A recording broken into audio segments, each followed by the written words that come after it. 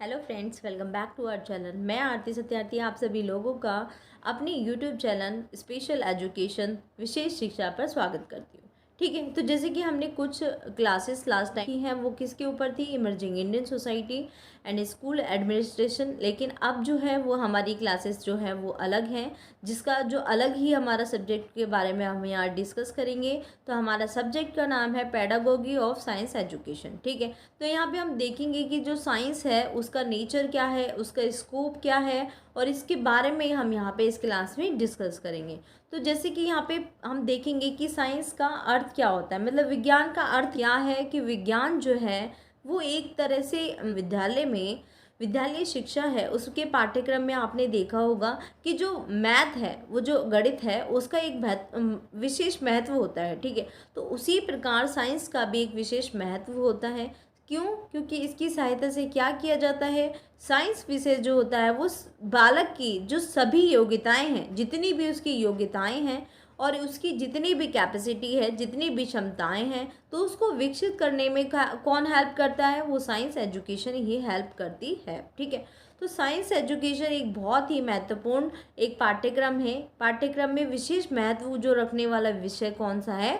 Science होता है। आप देखते हैं कि साइंस के बारे में और क्या क्या लिखा करते हैं। तो इसकी भूमिका को ध्यान में रखते हुए तो क्या करना चाहिए? तो विज्ञान शिक्षण की इस भूमिका को ध्यान में रखते हुए दृष्टिहीनों के लिए विज्ञान शिक्षण में, जैसे कि आपको पता है कि साइंस एजुकेशन जो होती है वो बहुत इंपॉर्टेंट है। ठीक है, लेकिन जो ब्लाइंड लोग होते हैं तो उनके लिए जो साइंस शिक्षण होते हैं वो कैसे किया जाता है? उसमें हम क्या यूज़ करते हैं? एक तो हम टैक्टाइल चित्र करते हैं, जितने भी डायग्राम होते हैं वो टैक्टाइल होते हैं। टैक्टाइल का मतलब क्या होता है कि टैक्टाइल मतलब उभरे हुए चित्र होते हैं। ऐसी चीज़ों का यूज़ किया जाता है जिससे कि वीआई जो है, विजुअल इम्पेयरमेंट या फिर ब्लाइंड जो बच्चे होते हैं उनको पढ़ने में आसानी होती है और उनको कुछ भी चीज़ें समझने में उनको समस्या नहीं होती। ठीक है, तो उनकी जो सहायक सामग्री जो होती है उसके निर्माण एवं निर्देश विज्ञान शिक्षण में समस्याएं और निदान करती है। ठीक है, तो जो सहायक सामग्री है, जैसे कि मैंने अभी आपको बताया कि जो स्पर्श चित्र होते हैं, जो टैक्टाइल मैप हो गया, ये टैक्टाइल कोई भी डायग्राम है,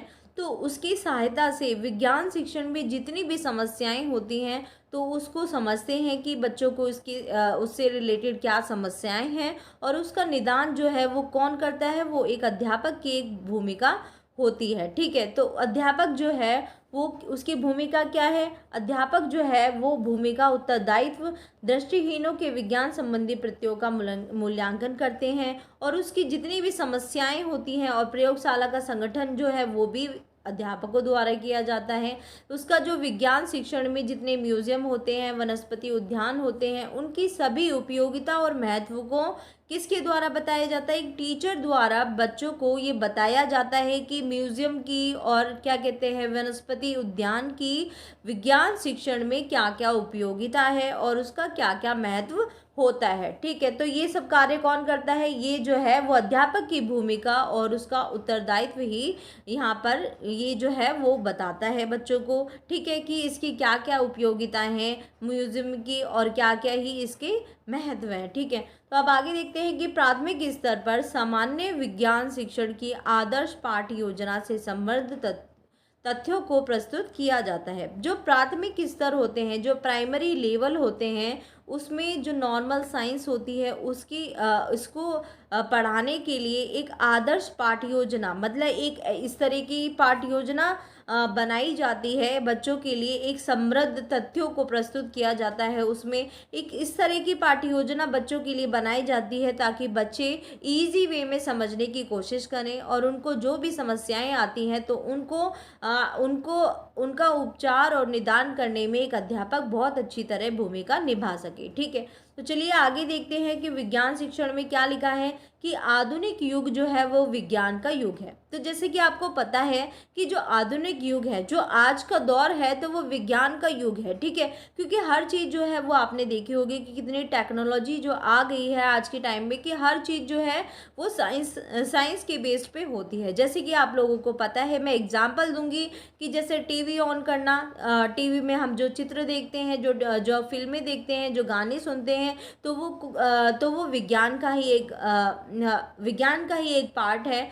हम इतनी दूरी से, हम एक दूरी से दूसरी दूरी पर, बहुत दूरी होने पर भी हम एक मोबाइल द्वारा बात कर सकते हैं। ये भी एक साइंस की ही देन है। ठीक है, तो आपको पता ही है कि आज का जो दौर है, जो आधुनिक युग है, वो विज्ञान का युग है। ठीक है, तो ये बहुत इंपॉर्टेंट लाइन है कि आज का दौर जो है, आधुनिक युग जो है, वो विज्ञान का युग है। ठीक है, तो आगे देखते हैं कि जिसमें नित होने वाले नवीन आविष्कारों ने मानव जीवन की दैनिक जीवन शैली को व्यापक परिवर्तन ला दिया है। कि जो आधुनिक दौर है उसमें जो नवीन आविष्कार है, जैसे कि आपको पता है कि नवीन आविष्कार कौन कौन से हुए हैं। टेलीविज़न हो गया, टेलीफोन हो गया, माइक्रोवेव है, फ्रिज है, एसी है।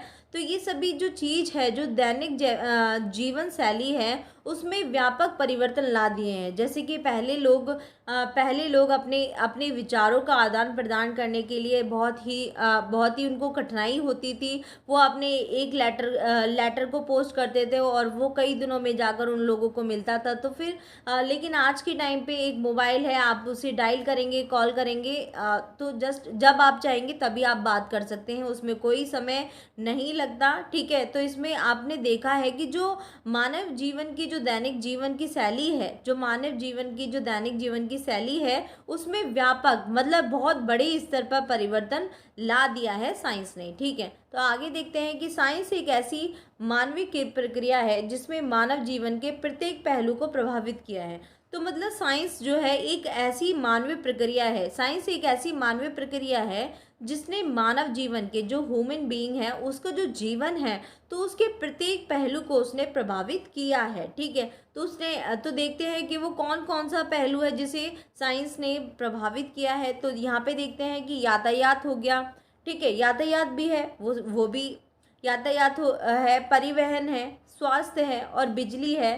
ठीक है, तो यातायात है, जैसे कि पहले यहाँ पर लोग जो है वो पैदल ट्रेवल करते थे। ठीक है, पैदल करते थे या फिर घोड़ा गाड़ी यूज़ करते थे या बैलगाड़ी यूज़ करके एक स्थान से दूसरे स्थान पर जाते थे।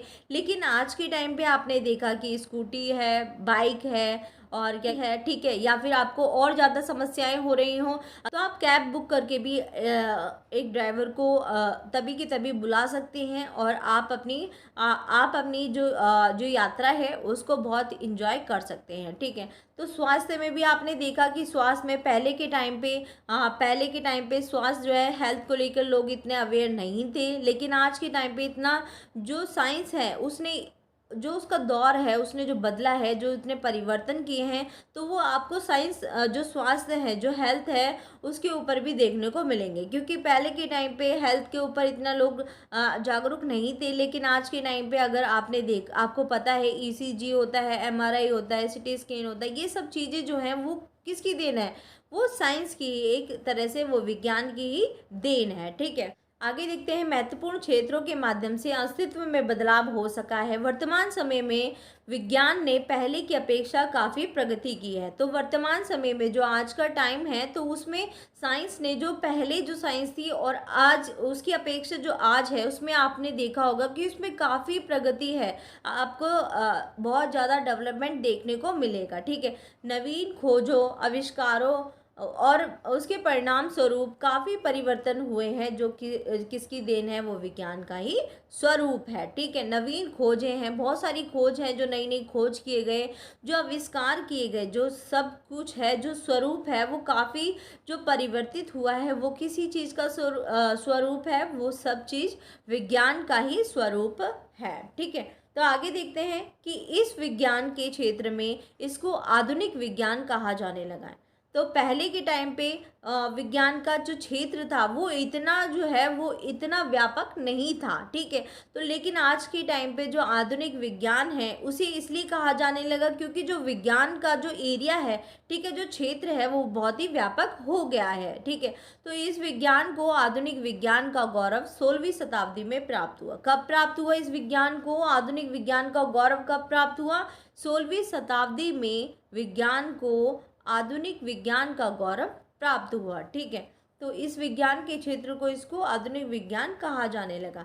तो अब हम यह देखते हैं कि कुछ डेफिनेशन दी हुई हैं जो कि बहुत इम्पोर्टेंट है। तो हम यह देखेंगे जो वुडवर्थ हैं, उन वुडवर्थ के अनुसार विज्ञान वह मानवीय व्यवहार है जो घटनाओं को और परिस्थितियों को प्राकृतिक वातावरण में उपस्थित एवं पूर्ण शुद्धता से व्याख्या करने में प्रयास करता है, तो वो विज्ञान कहलाता है। तो ये वुडवर्थ के अनुसार ये परिभाषा दी गई है। और भी लोग हैं जिन्होंने विज्ञान की परिभाषा दी है।